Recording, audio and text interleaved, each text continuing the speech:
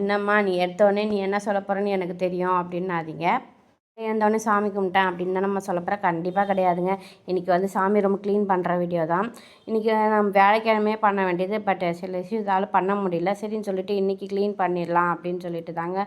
அதாவது மேலே மட்டும் இல்லை, மேலே வந்து பூஜை சாமான்லாம் க்ளீன் பண்ணி கழுவி குங்கும மஞ்சள்லாம் வச்சுட்டேன். கீழே வந்து அந்த ஷெல்ஃபெல்லாம் ஏற கட்டலாம் அப்படின்னு சொல்லிட்டு தாங்க வந்து எடுத்து வைக்கலான்னு தாங்க வந்திருக்கேன். ஃபஸ்ட்டு வந்து பார்த்திங்கன்னா எல்லாம் ஒன்றுமே இல்லைங்க, 4 டப்பா தான் இருக்கும். அதை வந்து ஓப்பன் பண்ணி அப்படி மெஸ்ஸியாக்கி வச்சுருக்கோம், வேறு ஒன்றும் கிடையாது. இந்த ட்ரேலாம் கூட அப்படி தான் இருக்குது, பார்த்தாலே தெரியும் உங்களுக்கு. அங்கங்கே ஒரு 4, 5 பொருள் தான் இருக்குது. பார்த்தா குப்பையாக இருக்கா மாதிரியே இருக்குது. எப்பயுமே இதுமாரி இருக்காது, அது என்னவோ தெரியல. இந்த வாட்டி இன்றைக்கி க்ளீன் பண்ணியே ஆகணும் அப்படின்னு யோசனையில் தான் நேற்று நைட்டே முடிவு பண்ணி வச்சுட்டேன். இந்த ட்ரே பாருங்கள், ஒன்றுமே இல்லை, எல்லாம் ஓப்பனில் தான் இருக்குது. அதுக்கே பாருங்கள் எவ்வளோ இதுவாக தெரியுது உங்களுக்கு, மெஸ்ஸியாக தெரியுது பாருங்கள். இதெல்லாம் வந்து 5 நிமிஷம் தாங்க இந்த டப்பாலாம் நான் ஏற கட்டி வைக்கிறதுக்கு எனக்கு டைம் ஆச்சு. மற்றதெல்லாம் க்ளீன் பண்ணுறது தான் கொஞ்சம் லேட் ஆச்சு பாருங்கள், அவ்வளோதான். இதை ஏற கட்டுறதுக்கு ரொம்ப நாளாக எனக்கு டைம் எடுக்குது. எதனாலன்னு எனக்கே தெரிலங்க. எதனாலே தெரிலங்க. சாமி ரூமை வந்து இது மாதிரி வச்சுருக்கவே மாட்டேன். அதாவது கை வலி கால் வலி ஏதோ உடம்பு முடியல அப்படின்னு சொல்லிட்டு பொங்கல் கழித்து நான் சுத்தமாக பண்ணவே முடியல. மேலெல்லாம் பூஜை ரூம்லாம் வந்து மேலே பூஜை சாமான்லாம் வந்து க்ளீன் பண்ணி தான் வச்சுருந்தேன். இதை மட்டும் க்ளீன் பண்ணவே முடியல. இது இப்போ பண்ணலாம் அப்போ பண்ணலான்ட்டு அவாய்ட் பண்ணிகிட்டே வந்து ரொம்ப நாள் ஆகிடுச்சு. இப்போ வந்து பார்த்திங்கன்னா கீழ் ஷெல்ஃபில் தான் அங்கே முக்கால்வாசி இருக்கும், ஒன்றுமே இருக்காது. இந்த டப்பாவில் பார்த்திங்கன்னா நம்ம கோயிலெல்லாம் கொடுப்பாங்களா கயிறு, அப்புறம் வந்து நம்ம பூஜை பண்ணி எடுத்துகிட்டு வர கயிறு, அப்புறம் பார்த்திங்கன்னா சாம்பிராணி ஊதுவத்திலாம் கூட இதில் வச்சுருப்பேன். அதாவது சாம்பிராணிலாம் அதெல்லாம் இருக்கும் அங்கே, கட்டி சாம்பிராணிலாம். அப்புறம் பார்த்திங்கன்னா இந்த குங்குமம் வந்து ஒரு பேக்கெட் தான் வச்சுப்பேன். ஏன்னா சுற்றி போட மாட்டேன் தான் யூஸ் பண்ண, நான் வைக்க யூஸ் பண்ண மாட்டேன். இதில் பார்த்திங்கன்னா நீட்டு ஊதுவத்தி இருக்கும், அதாவது நீட்டு சாம்பிராணி ஊதுவத்தின்னு சொல்லுவாங்க. அது வந்து இருக்கும். என் வீட்டில் வந்து சாம்பிராணிக்கு இந்த ஊதுவத்திக்கெலாம் பஞ்சமே இருக்காதுங்க, எப்பயுமே ஸ்டாக்கில் வச்சுக்கிட்டே இருப்பேன். என் ஹஸ்பண்ட் பார்த்திங்கன்னா எதை வாங்குறாங்களோ இல்லையோ, இது வந்து எப்பயுமே நாங்கள் சாமி ரூமில் எங்களுக்கு வந்து ஊதுவத்தி இருந்துக்கிட்டே இருக்கணும் அப்படின்ற மாதிரி நான் 2 வேலையுமே ஏற்றுவேன். அது பாருங்கள், இப்போது இதில் வந்து 4 பாக்கெட்டு 6 பாக்கெட் இருந்தது, 2 பாக்கெட் காலி பண்ணிட்டேன்.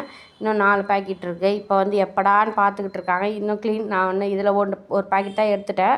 இன்னும் 3 பாக்கெட் இருக்குதுன்னா கொஞ்ச நாள் கழிச்சு தான் ஆர்டர் போடுவாங்கன்னு நினைக்கிறேன். இதில் பார்த்திங்கன்னா கோயிலில் கொடுக்குற கயிறு, அப்புறம் நம்ம சுமங்கலி பூஜைலாம் கொடுப்பாங்க அந்த கயிறு, அப்புறம் பார்த்திங்கன்னா இது கோலம் போடுற அச்சுலாம் வச்சுருப்பேன். அவ்வளோதாங்க. இது 4 பொருள் இருக்கிறதே எவ்வளோ குப்பையாக தெரியுது பாருங்கள். இப்போ ஃபுல்லாக க்ளீன் பண்ணிட்டேன். எப்படி நீட்டாக இருக்குன்னு சொல்லிவிட்டு கமெண்ட் செக்ஷனில் கண்டிப்பாக கமெண்ட் பண்ணுங்கள். இப்போ தாங்க எனக்கு திருப்தியாக ஆச்சு. ரொம்ப நாள் கழிச்சு பூஜை ரூம் அப்படி பார்க்குறதுக்கு அப்பாடா அப்படின்னு இருந்தது எனக்கு.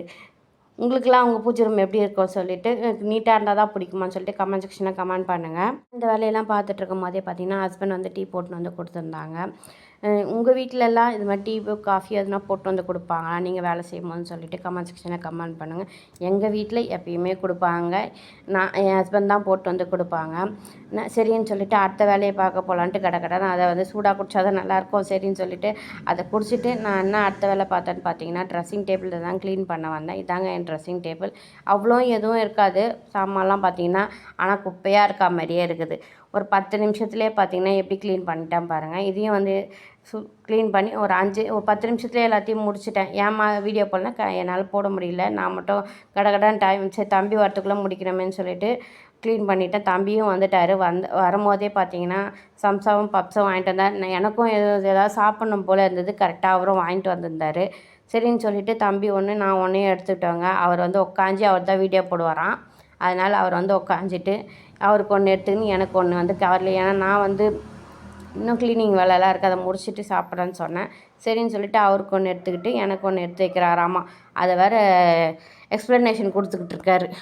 பப்ஸ்லாம் சாப்பிட்டு ரொம்ப நாள் ஆச்சுன்னு சொல்லிட்டு வாங்கிட்டு வந்தேன் மம்மி அப்படின்னு சொன்னால், சரிப்பா சாப்பிட்லாம் வானா, இல்லை நீங்கள் வீடியோ எடுங்க நான் வந்து எடுத்து வைக்கிறேன் அப்படின்னு சொன்னார். சொல்லிட்டு எடுத்து வச்சா அவர் பாருங்கள் சாஸ் எவ்வளோ ஊற்றி சாப்பிட்றாரு. இந்த காலத்து பசங்க வந்து சாஸ் இல்லாத எதுவும் சாப்பிட மாட்டுறாங்க.